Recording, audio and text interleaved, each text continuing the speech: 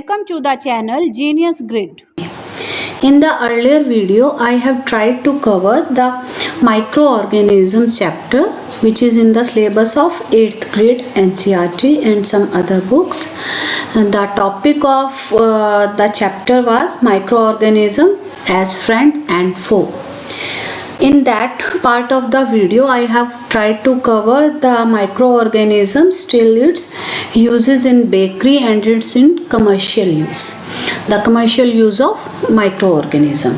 In this video, I will start from medicinal uses of microorganisms. I will try to cover as microorganisms as friend and will try to complete the topic till microorganism as an enemy or foe.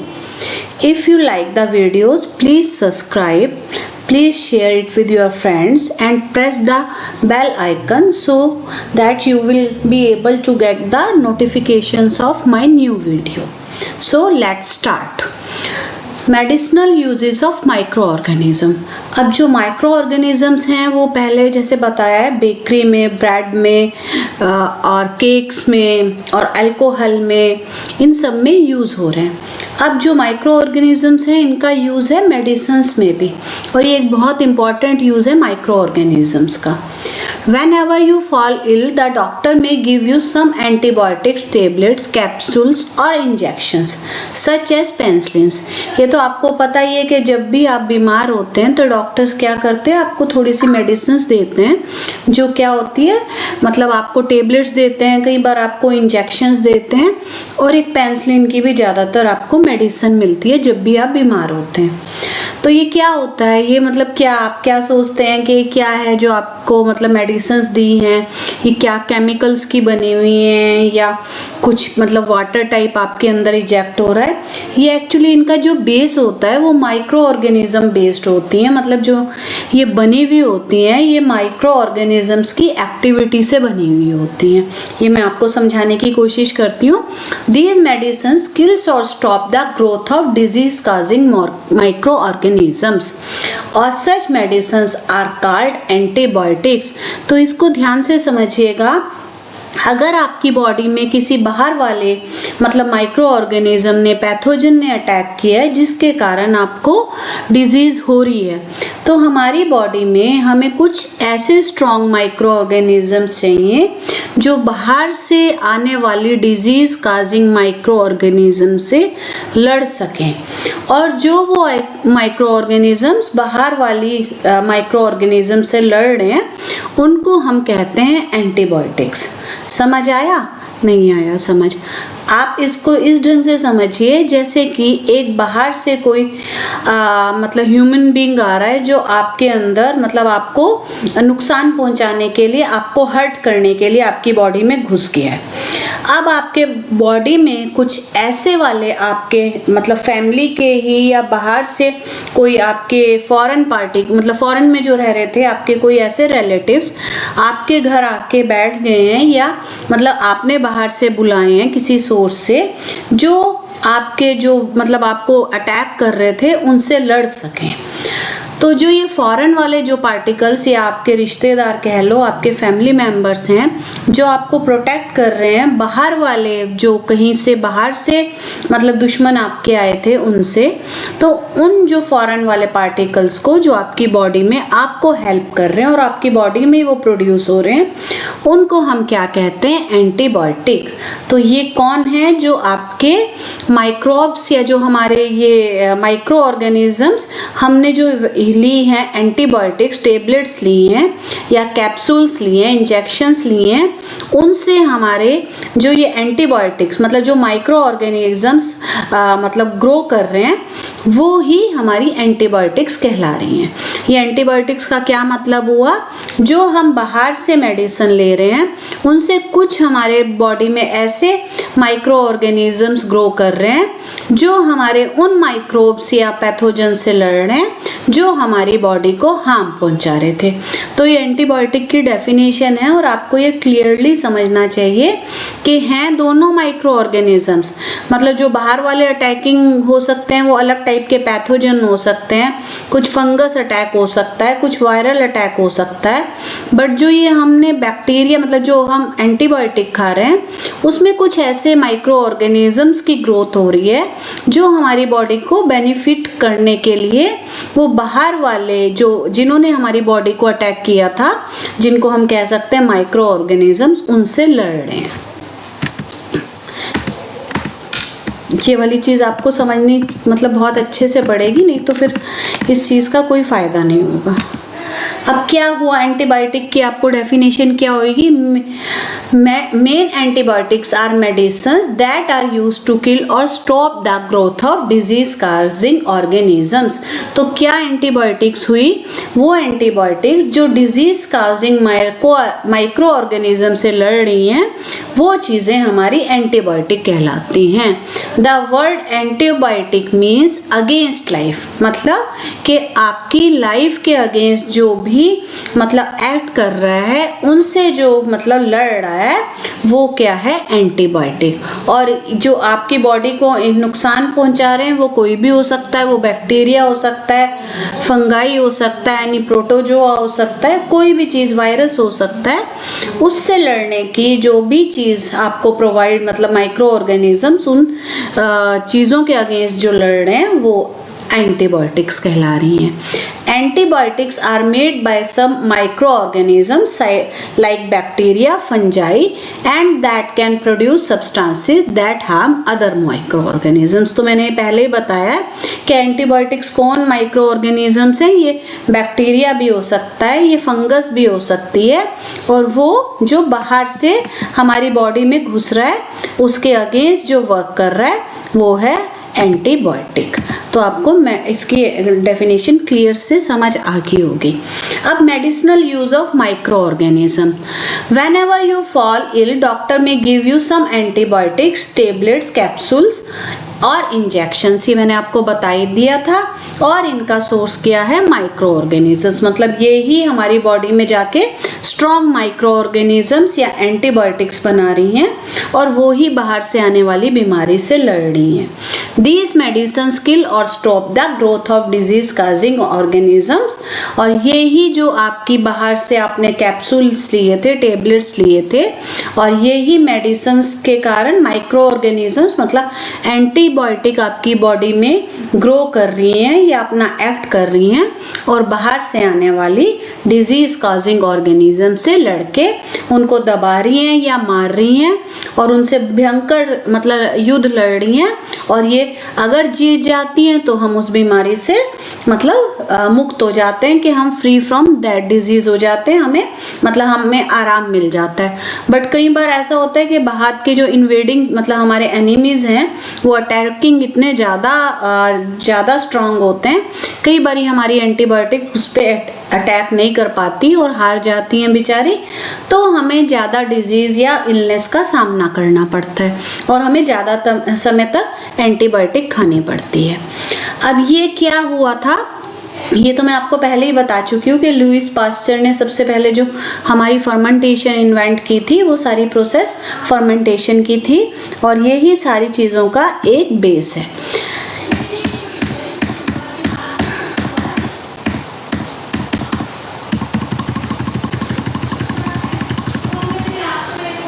ये देखिए, ये आ गई आपकी antibiotic.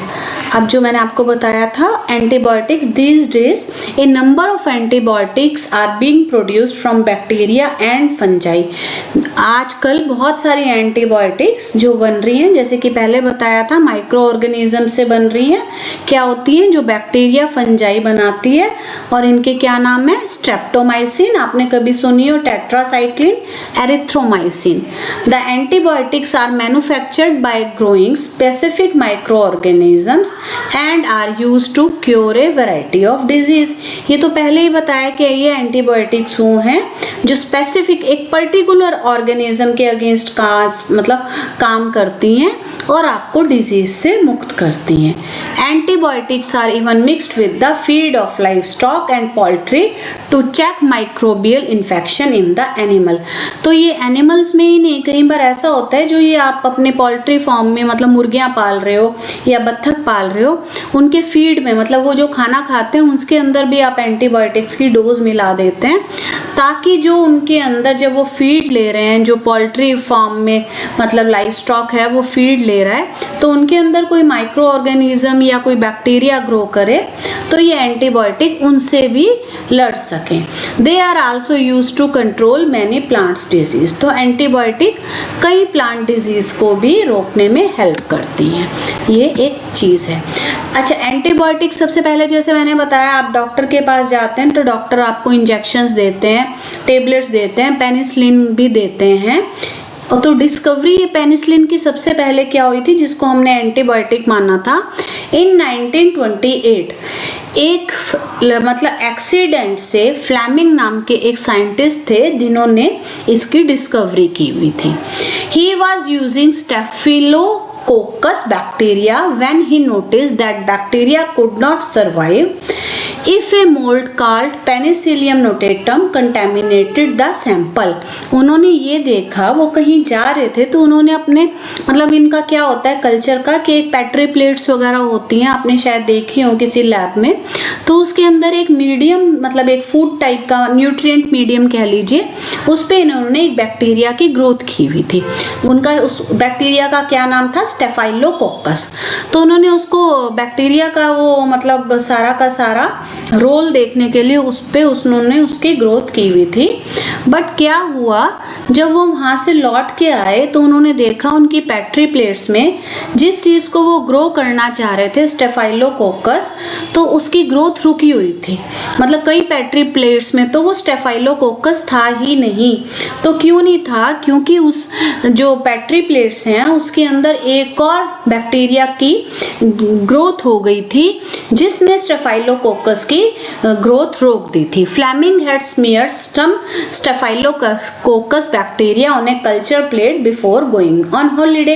ये मैंने आपको बताया कि उन्होंने स्टेफाइलोकोकस नाम के बैक्टीरिया की ग्रोथ की थी कहीं पेट्री प्लेट्स में, मतलब एक न्यूट्रिएंट मीडियम में अपनी लैब में, ताकि वो इसकी एक्टिविटीज देख सकें।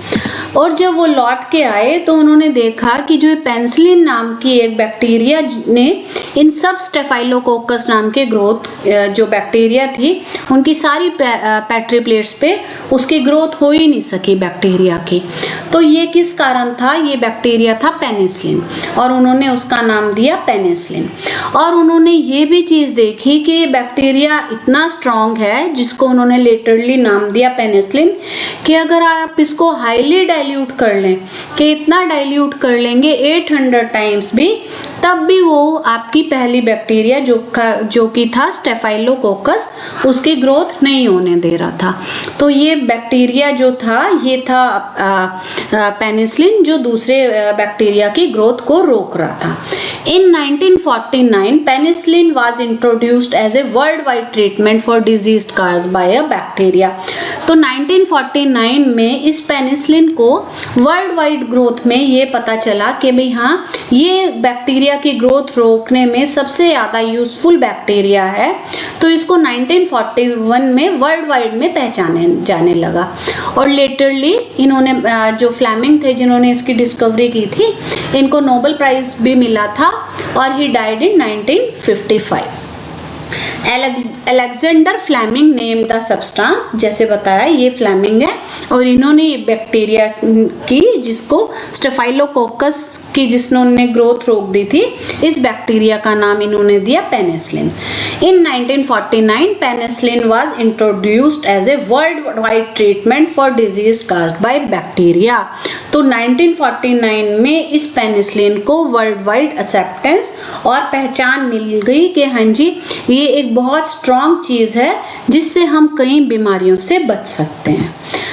अब लेकिन ये है कि आपको एंटीबायोटिक तो मतलब आपको बीमारियों से बचा रही है, बट कई कॉशंस भी होते हैं आपको, मतलब कई बार डॉक्टर कहेगा कि आपको, जैसे आप डॉक्टर के पास जाते हैं कि 4 दिन तो आपको ये एंटीबायोटिक खानी ही खानी है, या आप एंटीबायोटिक की डोज एक भी मिस मत करिए, या आप हाई डोज मत खाइए, ज़्यादा टाइम तक मत खाइए, जितने दिन मैं रिकमेंड कर रहा हूँ उतने दिन तक ही खाइए। क्यों है ये सारी चीज़ें? It is important to remember that antibiotic should be taken only on the advice of qualified doctor. हाँ, कई बार हम अपने आप ही डॉक्टर बन जाते हैं, सबके घर में एक एक डॉक्टर होता है, जो आपको खांसी हुई तो ये एंटीबायोटिक ले लो, या जुकाम हुआ तो ये एंटीबायोटिक ले लो। वो कहते हैं वो कभी भी नहीं करना चाहिए। एंटीबायोटिक हमेशा डॉक्टर की प्रिस्क्रिप्शन से ही खानी चाहिए, और आपको क्या होता है कि इसका कोर्स कंप्लीट करना चाहिए, कि 5 दिन की एंटीबायोटिक दी है तो कई बार क्योंकि एंटीबायोटिक टेस्ट में गंदी होती है, हम कहते हैं नहीं हम नहीं और खा रहे, 2 दिन हो गए बस। अच्छा, इससे थोड़ी सी आपको वीकनेस भी आती है बॉडी में, और इसके कई साइड इफेक्ट्स भी हैं, तो हम इससे बचते हैं, बट ऐसा नहीं करना चाहिए, क्योंकि आपको ये उतने टाइम के लिए खानी चाहिए जितनी डॉक्टर ने प्रिस्क्राइब की है। If you take antibiotics when not needed और in a wrong doses, it may take the drug less effective when you might need it in future. इसका क्या मतलब हुआ कि अगर आप इसको कम डोज में लेंगे तो क्या होगा भाई, आपने कम खाया, डॉक्टर ने कहा था 3 दिन की और आपने 1 दिन ही खा के छोड़ दिया, तो इसका क्या मतलब हुआ? क्यों? क्योंकि आपके बाहर से जो पैथोजेंस आपको मतलब माइक्रो ऑर्गेनिज्म अटैक कर रहे थे वो तो आते जाएंगे, उन्होंने तो आपके अंदर इतने सारे एनिमीज प्रोड्यूस किए हुए हैं जो आपको बीमारी दिए जा रहे हैं।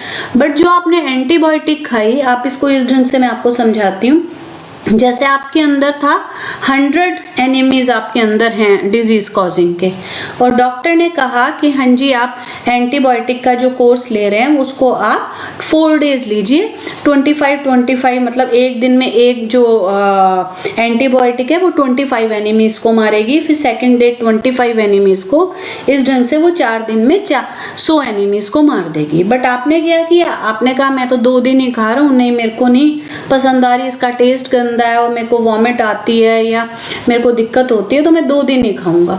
तो उससे क्या होता है कि आपके 50 एनिमीज तो रह गए, आप केवल 50 ऐसे सोल्जर्स अपने अंदर प्रोड्यूस कर सके जो उस एनिमी से फाइट कर सकें, बट 50 तो आपके ऊपर ओवर पावर कर लिया और उन्होंने आपको फिर डिजीज दे दी, और 50 से और ज़्यादा इनके और ज़्यादा आगे रिप्रोडक्शन होके इन्होंने और मतलब डिजीज काजिंग ऑर्गेनिजम्स को बढ़ा दिया। तो इसलिए आपको उतनी ही एंटीबायोटिक लेनी चाहिए जो आपके पूरे ऑर्गेनिजम्स को जो डिजीज काजिंग है उनको किल कर सके। अगर आप इसको क्या कहते हैं, also antibiotic taken unnecessarily may kill the beneficial bacteria in the body. हाँ, ये भी एक इम्पॉर्टेंट चीज़ है। कई लोग ऐसे कहते हैं अच्छा भाई हमको तो भाई कहीं दोबारा डर के कारण डॉक्टर ने कहा था भाई 4 दिन, मैं तो खा रहा हूँ इसको 6 दिन, क्यों? ताकि मेरे को बीमारी हो ही ना सके। बट एक टाइम के बाद वो क्या कहते हैं, वो जो आपके प्रोटेक्टिंग सोल्जर्स थे उन्होंने आपकी ही बॉडी के बेनिफिशियल सोल्जर्स को जो आपको बीमारी से बचा रहे थे उनको ही मारना शुरू कर दिया। तो इसलिए वही बारी बारी बात रिपीट हो रही है कि जो एंटीबायोटिक है उसको उतनी डोज में लेना चाहिए जितना उसकी प्रिस्क्रिप्शन है, ना ज़्यादा ना कम, ताकि वो आपकी अच्छी मतलब प्रोटेक्शन दे सके, ना आपके मतलब जो बेनिफिशियल माइक्रो ऑर्गेनिजम्स हैं उनको मार दे, ना उनको छोड़ दे, मतलब पूरी appropriate dose. Antibiotic however not effective against cold and flu. क्यों? एंटीबायोटिक उन्होंने बताया, ये हमें आज भी पता है कि हाँ हमारी साइंस कितनी प्रोग्रेस कर गई है, लेकिन हमें अभी भी कोई ऐसी एंटीबायोटिक नहीं मिली जो कोल्ड और फ्लू के अगेंस्ट वर्क कर सके। क्यों? क्योंकि ये बैक्टीरिया से नहीं हो रहे, ये वायरसेस से हो रहे हैं जो आपको मतलब कोल्ड और फ्लू हो रहा है, तो ये एक कारण है इसका। अब एंटीबायोटिक के बाद आया vaccine. When a disease carrying microbe enter our body, the body produces antibiotic to fight. मैंने बता ही दिया है। The body also remembers how to fight the microbes if it enters again. So if dead or weakened microbes are introduced in the healthy body fights and kill them by producing suitable antibiotics. The antibiotics remain in body and we are protected from disease causing organism.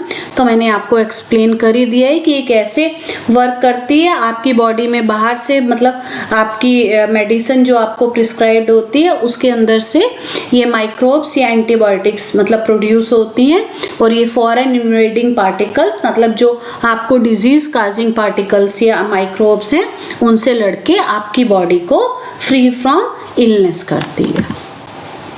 Several diseases including cholera, tuberculosis, smallpox, hepatitis can be prevented by vaccination. तो बहुत सारी disease हैं जो इन vaccine से मतलब आप cure कर सकते हो, जिनके अंदर मेन है कॉलरा, ट्यूबरक्लोसिस, स्मॉलपॉक्स और हेपेटाइटिस। और एक बहुत बड़ी बीमारी जो आपको अभी आप सोच रहे हो शायद या आपको पता हो कौन सी वैक्सीन से अभी अभी हमने मतलब जिससे हमने सबने बहुत मुश्किल से मतलब पीछा छुड़ाया है, वो क्या है? अगर आप इसका आंसर दे सको तो मुझे बताओ कि कौन सी ऐसी अभी बहुत ज़्यादा क्रूशियल बीमारी थी जिससे हमें मतलब पीछा छुड़वाने में बहुत ज़्यादा टाइम लग गया। आप अगर कमेंट सेक्शन में बताओगे तो मुझे बहुत ज़्यादा अच्छा लगेगा। It is essential to protect all children against disease. You must have been given injections to protect yourself against. तो कहते हैं कि बच्चों को भी कई डिजीज से बचाना बहुत ज़्यादा इम्पॉर्टेंट है। हम सब जो बच्चे रहे हैं या हमारे अब बच्चे हैं या आप लोग हो तो आपने देखा होगा उनको जैसे ही पैदा होते हैं वैक्सीन्स लगनी शुरू हो जाती हैं।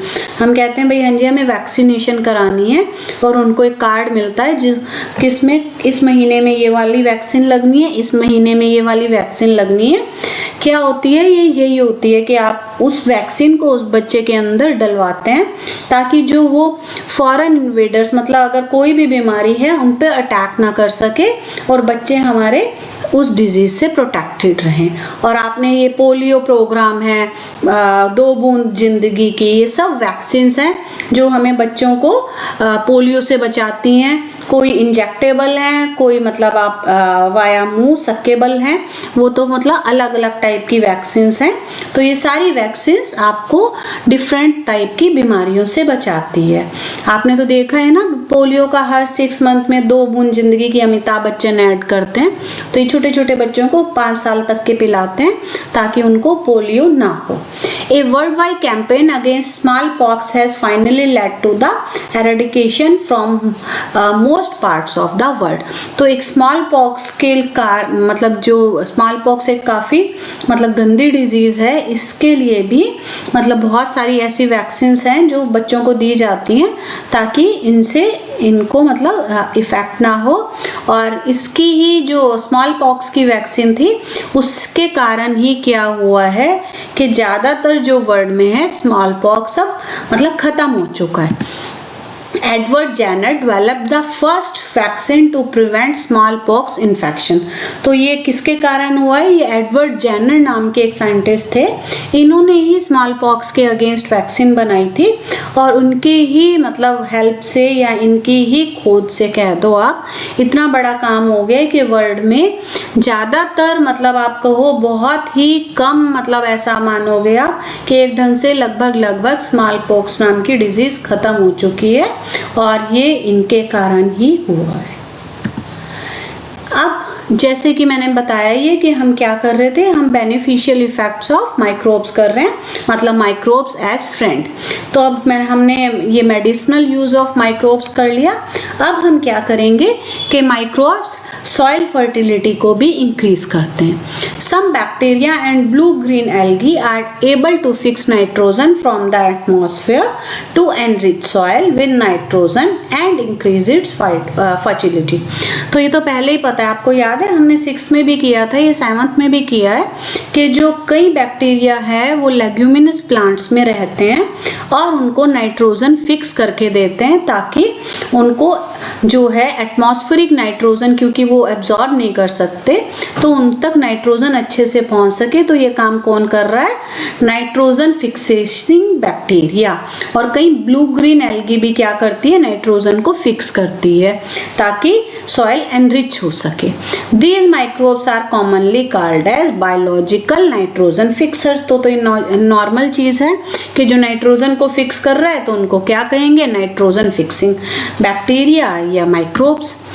Nitrogen fixing bacteria, Anabaena is genus of filamentous cyanobacteria also known as green blue algae। तो जो एक एनाबेनिया नाम की बैक्टीरिया है, ये एक साइनोबैक्टीरिया नाम का बैक्टीरिया होता है, उसकी एक जीनस है, मतलब उसका एक टाइप है, एक ढंग से मान लीजिए एनाबेनिया। तो ये ब्लू ग्रीन एल्गी होती है, तो ये क्या करती है? ये नाइट्रोजन को फिक्स करती है। These organisms are known for nitrogen fixing capabilities.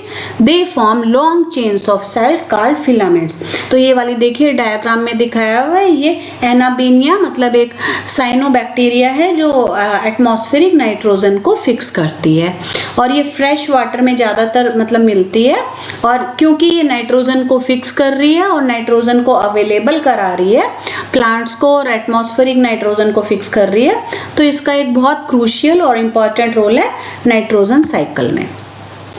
अब एक और इसका बेनिफिशियल इफेक्ट, बहुत सारे बेनिफिशियल इफेक्ट्स हैं माइक्रो ऑर्गेनिज्म के। क्लीनिंग द एनवायरनमेंट, ये हम काफ़ी क्लासेस से पढ़ते आ रहे हैं। जो बैक्टीरिया का है वो है डेड डिकेइंग जो मैटर होता है उसको डिकम्पोज करता है, तो वो ही होता है क्लीनिंग ऑफ द एनवायरनमेंट।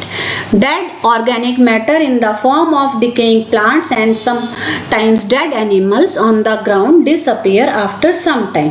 आपने देखा है कि हाँ जी कहीं पे आपका कोई जानवर मर गया है, कहीं पे कोई डॉगी मर गया, कैट मर गई है, तो वो काफ़ी टाइम तक एक जगह पे अगर आपने देखा वो पड़ा है, बहुत टाइम लगता है हालांकि, लेकिन वो फिर डिसअपीयर हो जाता है, मतलब उसकी बॉडी डिसअपीयर हो जाती है। वो क्यों हो जाती है?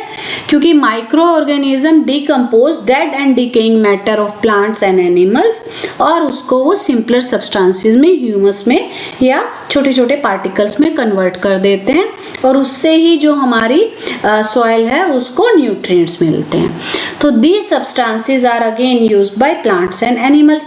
तो क्या हुआ, उन्होंने क्या, ये जो डेड एंड डिकेइंग मैटर था उन पे एक्ट किया, उनको ह्यूमस में या न्यूट्रिएंट्स में कन्वर्ट करके सॉइल में, क्योंकि वो सॉइल में ही डेड एनिमल्स और प्लांट्स पड़े थे, उनको उस पे एक्ट करते रहे, धीरे धीरे वो एक ढंग से चूरे में, मतलब छोटे छोटे पार्टिकल्स में बदल गए, और प्लांट्स के अंदर या सॉइल के अंदर उन्होंने न्यूट्रिएंट्स ऐड कर दिए।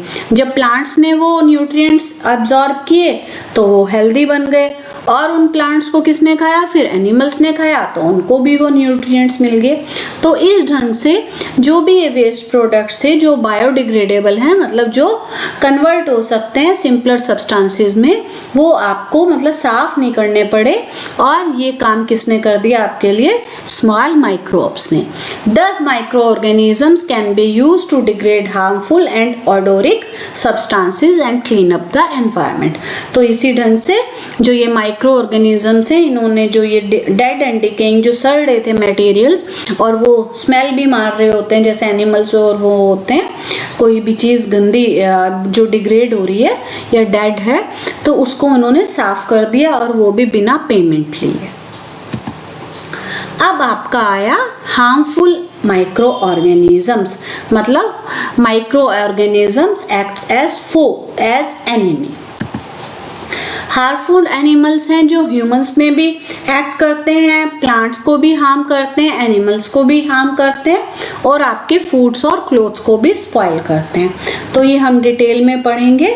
अब disease causing micro organisms in humans, तो बहुत ऐसे माइक्रो ऑर्गेनिजम्स हैं जो इंसान में डिजीज पैदा करते हैं। तो मैंने पहले भी बताया आपको, pathogen enter our body through air we breathe and water we drink और फूड वी ईट। तो पैथोजन देखिए कितने ढंग से हमारी बॉडी में घुस रहा है, जो हम एयर ब्रीथ कर रहे हैं, सांस के साथ हमारे वो गंदे माइक्रो ऑर्गेनिजम्स और पैथोजन जा रहे हैं। वाटर कंटामिनेटेड होता है, उससे हमारे अंदर जा रहा है।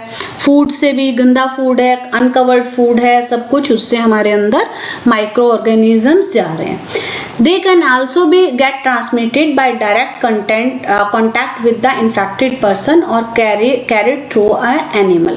तो क्या होता है, या तो आप डायरेक्ट किसी के मतलब इन्फेक्टेड पर्सन के कांटेक्ट में आ जाएं। मैंने जैसे पहले आपसे पूछा था ना कौन सी वो बीमारी थी जिससे आप इन्फेक्टेड पर्सन के कांटेक्ट में आ रहे हैं, या कांटेक्ट में भी नहीं आ रहे, बाहर से ही निकल रहे हैं, तो आपको इन्फेक्शन हो रहा है, दैट वाज कोरोना। तो आप किसी इन्फेक्टेड पर्सन से अगर मतलब पास में आए हैं, उसके जो मतलब जहाँ पे वो एयर ब्रीथ कर रहा है, जितनी उसकी मतलब एयर उससे होके आप तक आ रही है, या कोई ऐसा एनिमल या मॉस्किटो या कुछ भी है जिसने उसको इन्वेड किया, मतलब उसको काटा है और फिर उसको काट के आपके पास तक आ रहा है, तो वो भी एक ढंग से आपको डिजीज फैला रहा है। Microbial disease can spread from infected plant person to the healthy person through air, water, food और physical contact, and that are called as communicable diseases. ये क्या कम्युनिकेबल डिजीज की डेफिनेशन पूछी जा सकती है, वो डिजीज जो एक पर्सन से दूसरे हेल्दी पर्सन में स्प्रेड कर जाते हैं, और उनके सोर्सेज कुछ भी हो सकते हैं। क्या, वाटर से, मतलब वाटर से फैल सकती हैं वो, मतलब एक जगह कहीं पे गंदा वाटर है और सारे बंदों को, मतलब सारे ह्यूमन बीइंग को उसने इन्फेक्ट कर दिया, और दूसरे पर्सन से, एक पर्सन से दूसरे पर्सन से, एक पर्सन को एक इंसेक्ट ने काटा और उसने उसका ब्लड सक किया और उसी ब्लड को उसने जाके दूसरे में इंसर्ट कर दिया। तो ये कम्युनिकेबल डिजीज वो ही जो एक पर्सन से दूसरे पर्सन से फैल रही हैं और सोर्स उनका कुछ भी हो सकता है, that are called as communicable diseases. देखिए, when a person suffering from a common cold sneeze, fine droplets of moisture carrying thousands of viruses are spread in the air। देखो, हम कहते हैं ना भाई मुंह पे हाथ रख कर छींक, या हैंकी, ये एक मतलब पोएम थी बचपन में, ऐसे मत छींको कि भाई हाँ जी सारे में थू, ऐसे भाई आपकी छींटे दूसरे तक पहुंचे।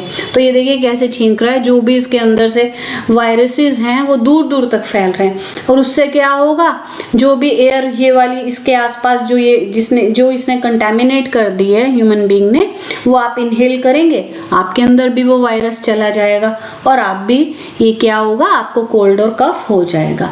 द वायरसेस में enter the body of a healthy person while breathing. तो हमने सांस लिया, इन्होंने वहां पे छींका और सारे में ये वायरसेस फैला दिए, और हमने जहाँ पे सांस लिया या उन चीजों को टच किया जहाँ पे ये वायरसेस जाके बैठे हैं, तो नेचुरली वो वायरसेस हमारे अंदर चले जाएंगे और हम भी उस डिजीज का शिकार हो जाएंगे। Diseases causing micro organisms in human में there are some insects and animals which act as a carrier of disease causing microbes.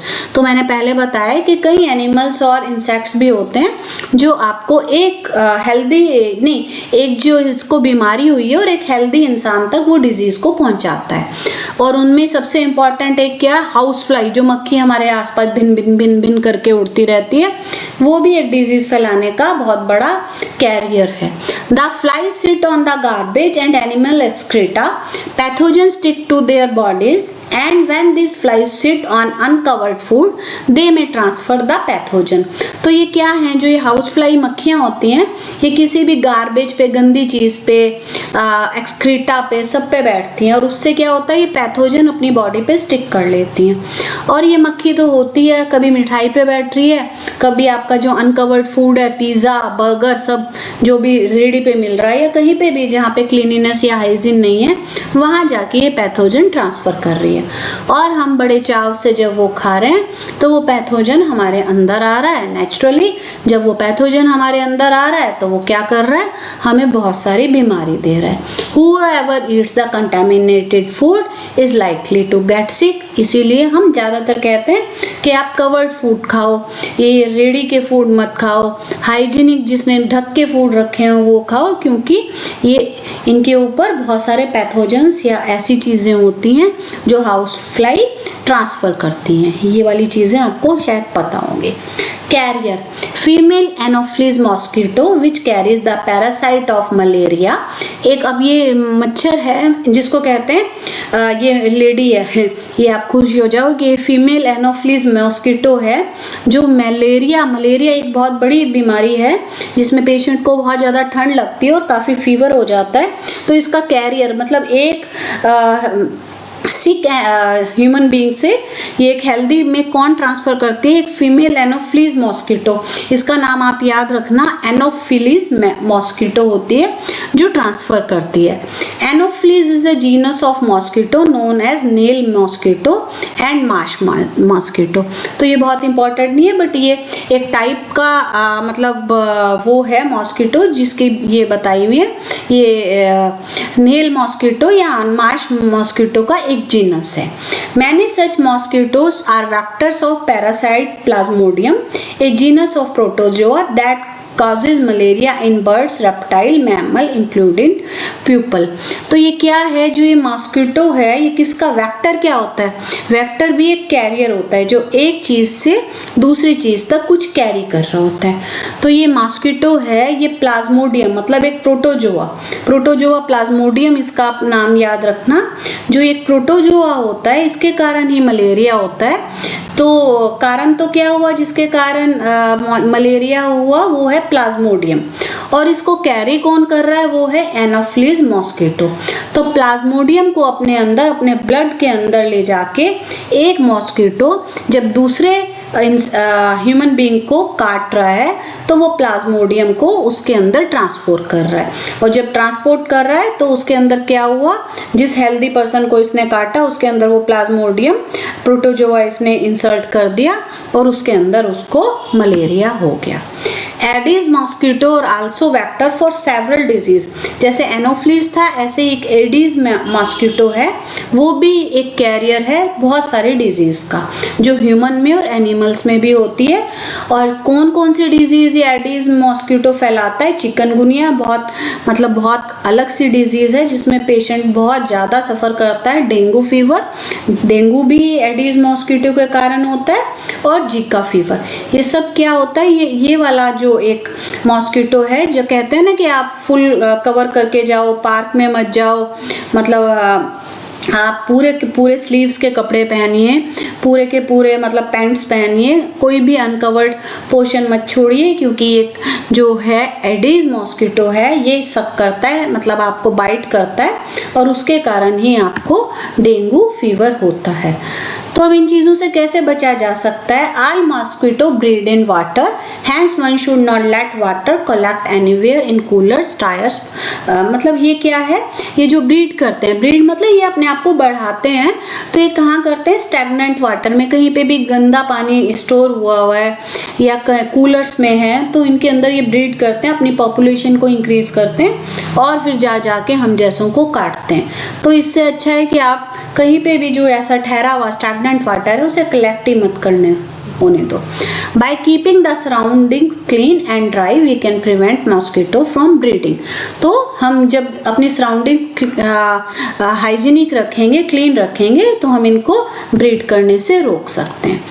तो ये बहुत बड़ा वीडियो हो गया, मैं अभी आगे आपको नहीं करा रही, मैं नेक्स्ट वीडियो में लूँगी।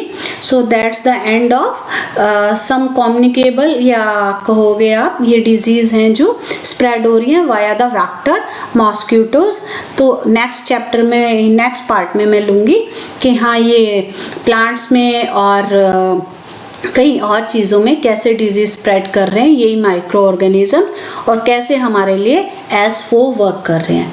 अगर कोई भी आपको चीज़ समझ ना आए तो प्लीज़ मतलब आप पूछिए कमेंट सेक्शन में, मुझे अच्छा लगेगा। और प्लीज़ ये मेरा चैनल कंसेप्ट क्लियर इजीली आप शेयर कीजिए, प्लीज़ इसको सब्सक्राइब कीजिए, आप भी कीजिए, अपने फ्रेंड्स से भी करवाइए, और इसके लाइक भी कीजिए अगर आपको पसंद आ रहा है, और बेल नोटिफिकेशन को प्रेस करना ज़रूर याद रखिए, क्योंकि मैं अब जब भी नेक्स्ट वीडियो इस चैप्टर का सेकंड पार्ट या थर्ड पार्ट लोड करूँगी तो आपको वो पता चल सके। Thank you very much.